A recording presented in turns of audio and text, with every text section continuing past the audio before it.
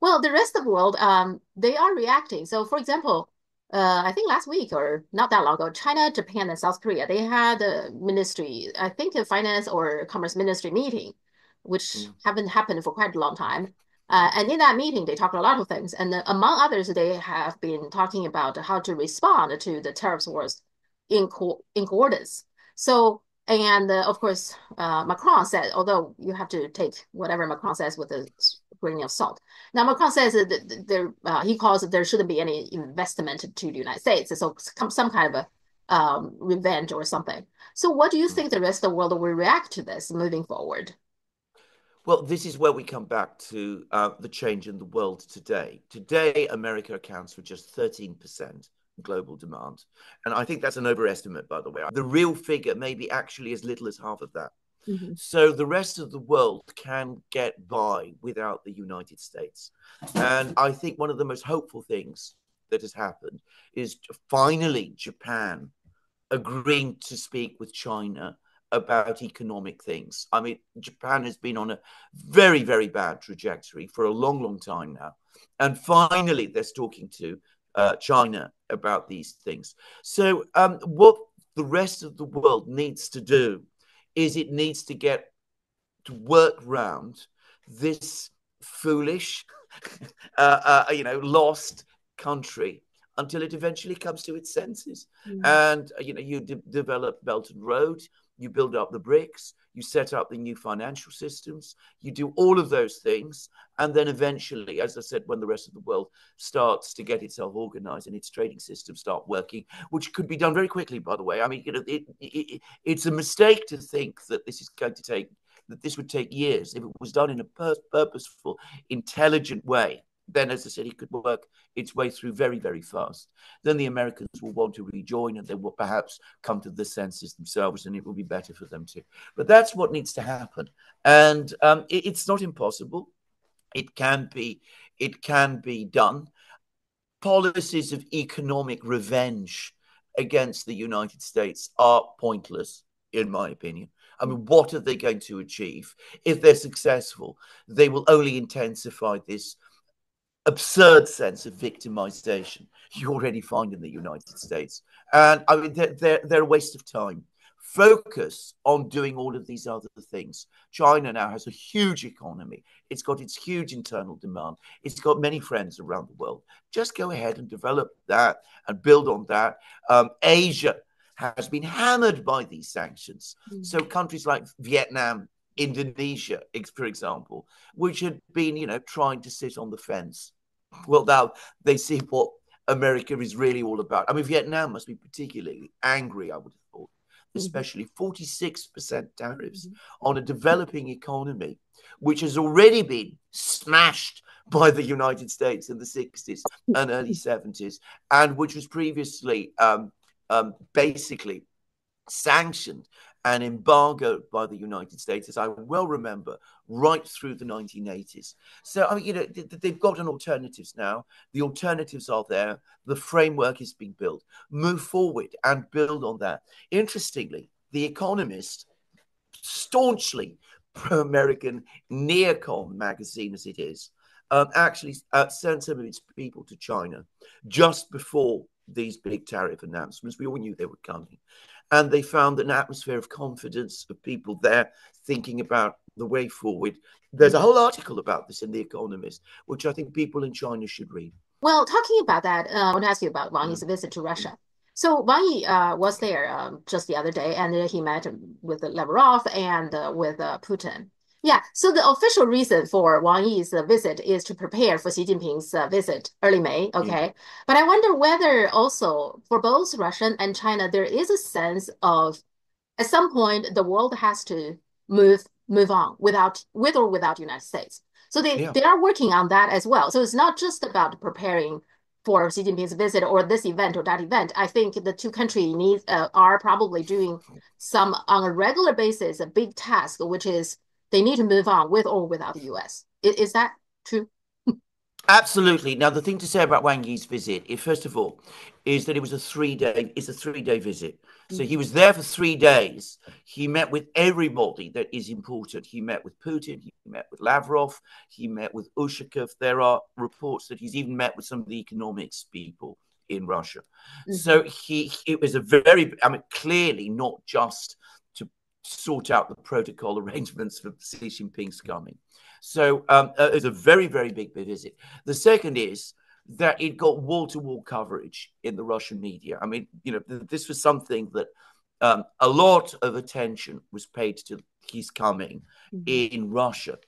And the language that came out of all of these meetings, is that the Russian-Chinese strategic partnership is, I mean, it is non-negotiable. I mean, third parties cannot interfere with it. We're not going to accept any kind of interference. So Russia isn't going to be talked into abandoning China by the United States.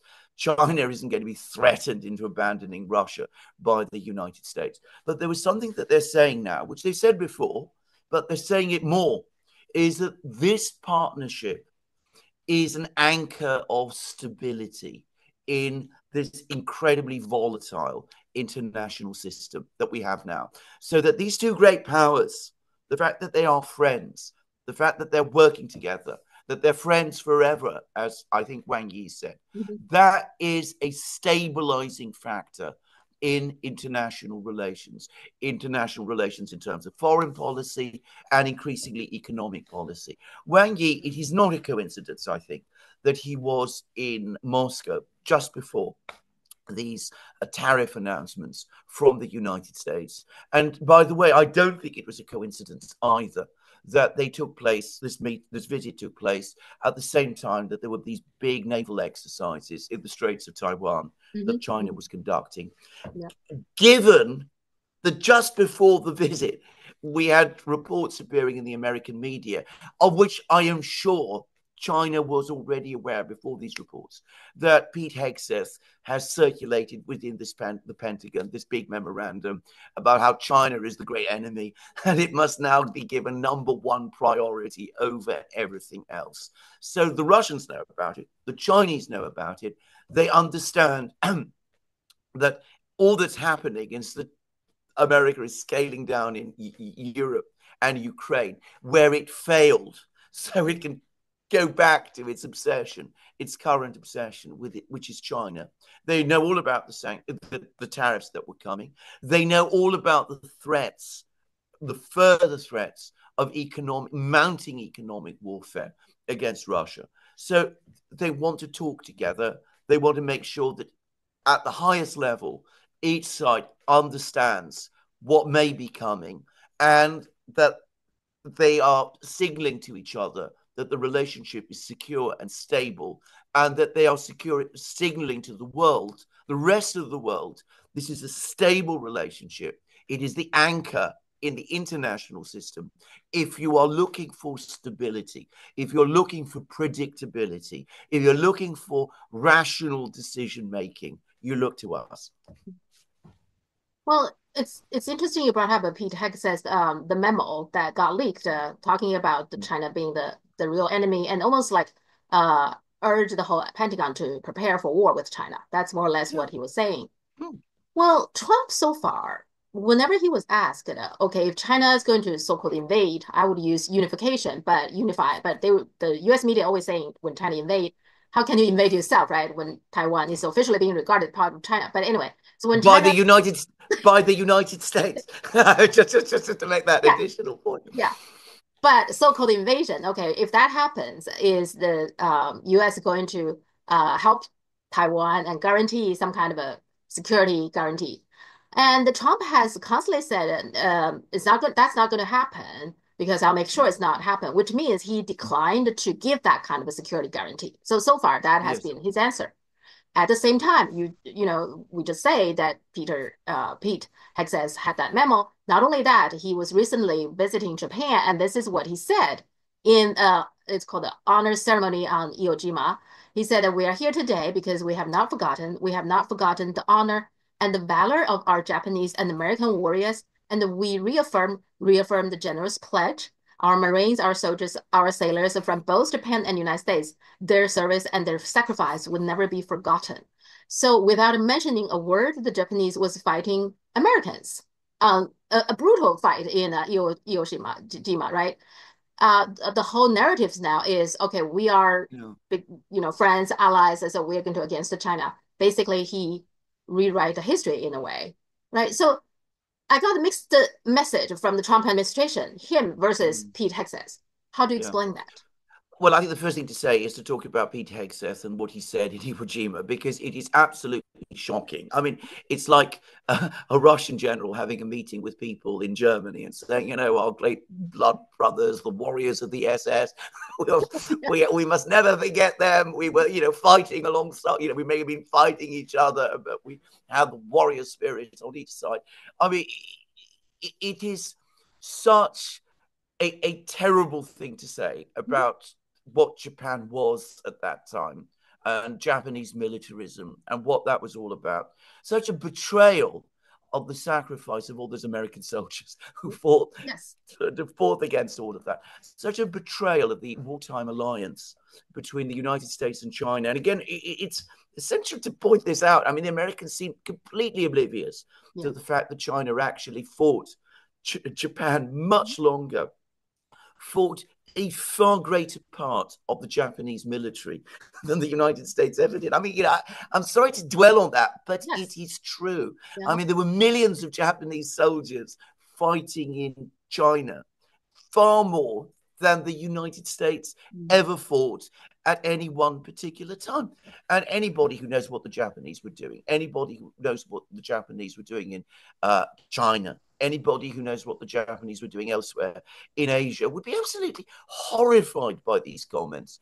And of course, the other thing it does is it lends support to the most sinister and dangerous forces within Japan itself. The militarists, the people who want to rehabilitate the policies of the 1930s and not just the 1930s, the entire era of Japanese militarism and Japanese expansion.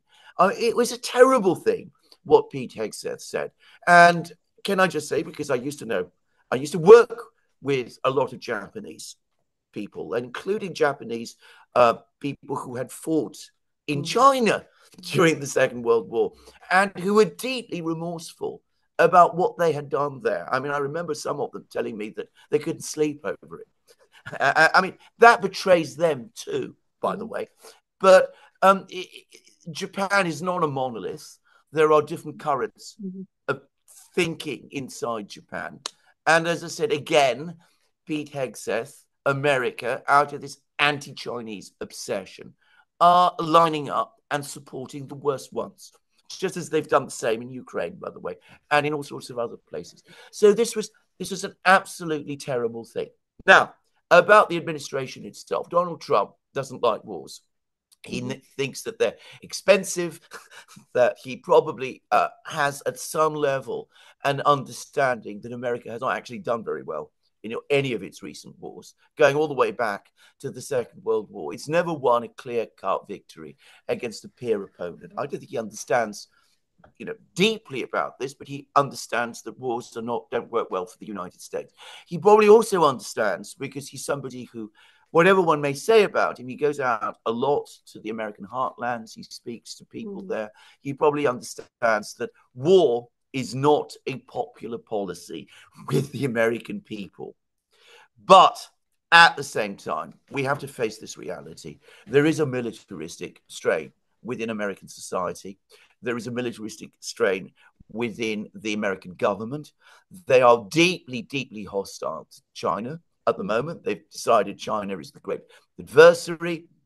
And they are talking about defending Taiwan and fighting for Taiwan, even though, as you absolutely correctly say, they recognize Taiwan already as part of China. So what's the point? So there it is. Now, there is an extra dimension to this, because I get the sense that Trump doesn't particularly like Taiwan, or at least the regime Yeah. there. He Yeah. sees them as having exploited the Uh-huh. US as well. Yeah. Taiwan was also hit by all of these tariffs, just to Yeah. say, Mhm. not as much as China was, but nonetheless also. He wants Taiwan to basically ship its entire semiconductor Uh-huh. industry to the United States. So Mhm. he also has that additional dimension for him. But if you're talking about wider opinion within the American elite, at the moment they're all about war with China and they talk Mhm. in that way. And I don't actually think America will go to war with China to defend Taiwan, just Mhm. as they, in the end, didn't go to war with Russia to defend Ukraine. I think they understand that America would risk its own existence if it found itself in that kind of war. But of course, the separatists in Taiwan hear all of this rhetoric. They probably believe that America will indeed come and protect them. And as a result, they go on doing what they're doing. And of course, they're encouraged to do it by some people in the US, actively encouraged to do it by some people in the US who hate China. Mm-hmm. Well, I agree with you that I think Trump doesn't like war, but at the same time, Pete Hegseth, I don't know. I don't think he's a very he has a lot of depth of understanding of the. I think I saw at one point he had an interview talking about Taiwan. He actually believed China want to keep Taiwan is because he's TSMC because of the semiconductor, which has Yeah. nothing, which is not true at all because China has Yeah. declared a part. I mean, Taiwan has been part of China from the beginning. China never changed the narrative long before TSMC, existed, right? Somehow. No Chinese government, be it the Tsing, the Kuomintang, Mhm. Chiang Kai-shek. I always call him Chiang Kai-shek. I know Uh, he's called by a different name in China, mm, and of course the current government in China. yeah, No Chinese government has ever wavered in its belief yeah, that, well, its belief, in its knowledge, yeah. in its assertion that Taiwan is a part of China. It is ridiculous to think that this is going to, it's all about TMC. Yeah. One of the reasons for the quarrel between the Soviet Union and China in the 1950s is that the Chinese felt, correctly, by the way, that the Soviet Union wasn't providing China with the necessary backing in the 1950s to bring Taiwan back into the Mhm. homeland.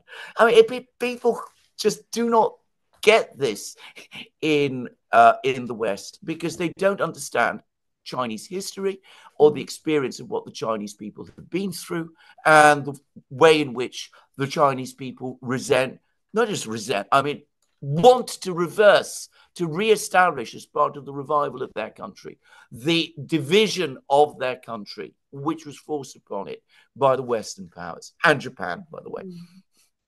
Yeah, Pete Hegseth, and also I think Marco Rubio is another. I think these are all hawks against China. So Mm. so you see Trump himself against the war doesn't really want to have a war with China, yet he's surrounded by these people who I'm sure are Mm. giving him hawkish ideas, pushing him. And you see, I don't know whether how long he can weather this. He can resist that because he is bombing Yemen. At one point, he was against bombing Yemen, I Yeah. think. But now he's bombing Yemen because I don't know, somebody around him. And he's now, of course, talking constantly about bombing Iran. So how much he is truly fully can control his foreign policy team is my question. Well, that's an excellent question. I mean, we saw in his first term that he couldn't in the end. That ultimately, even though he didn't want to, apparently, he ended up sending weapons to Ukraine, for example. Uh-huh. He Uh-huh. reversed the policy, Obama's policy on Ukraine, and started arming Ukraine, leading us directly to the point that we are now.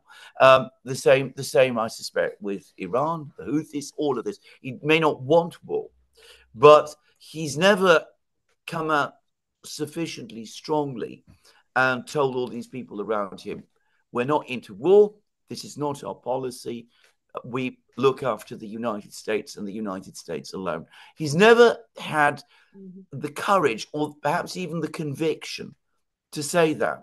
And until he does, and unless he does, which I don't believe he ever will, by the way, then he will always be drawn back into conflicts, this time against the Houthis, possibly against Iran, all of Mhm. those, and conceivably one day against China, Mhm. even though at some level he probably doesn't want them.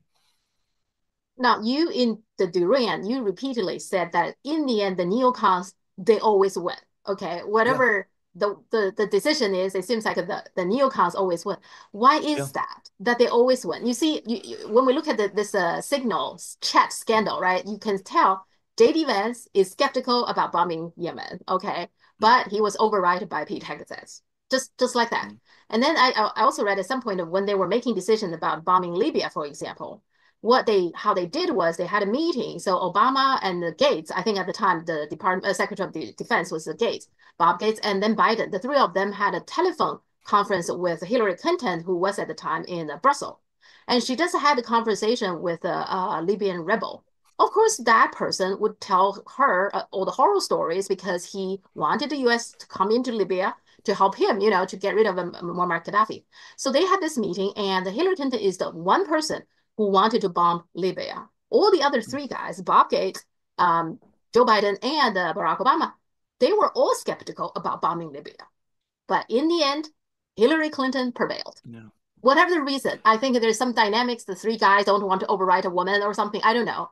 But whatever the reason, she prevailed. She's the hawkish one, and she prevailed. Yeah. And J.D. Vance was overridden by Hegseth. Why is it that the neocons, they always win? Why is it? Right. I think there's two reasons. First of all, the neocons have been very, very successful in representing any doubts, any skepticism about the use of American power, military power, as somehow skepticism about the United States itself. So if you say, look, we shouldn't get involved in Libya, we shouldn't get involved in Yemen, we shouldn't fight Iran, we shouldn't fight China. It's you don't believe in the United States. You don't believe in our virtue, in our strength. You are somehow betraying the United States, the idea of the United States. And people are very, very intimidated by this. And I think that this is something that, especially given the lock grip that America has, that the neocons have over the media in the United States, as I said, at a certain specific level, psychological level, skeptics like Vance, Obama, and whomever find it very, very difficult to argue against that. But there is another factor, and it's a very simple, very practical, very material factor, which is that behind the neocons, there is this vast armaments industry in the United States, which pours out the money into the various think tanks, which lobbies the Congress people, which has its contacts with the defense contractors and the people inside the Pentagon. There is this huge business and industry in the United States, which has this lock grip on people in Washington. And it always advocates war. It doesn't want compromise because its entire existence is based around war and encouraging war and getting defense spending high and higher still and finding enemies to fight in all sorts of places, either from the military industrial lobby or its political allies. Then you're not going to win elections. It's as simple as that. And that always gives them a massive advantage in any argument in Washington.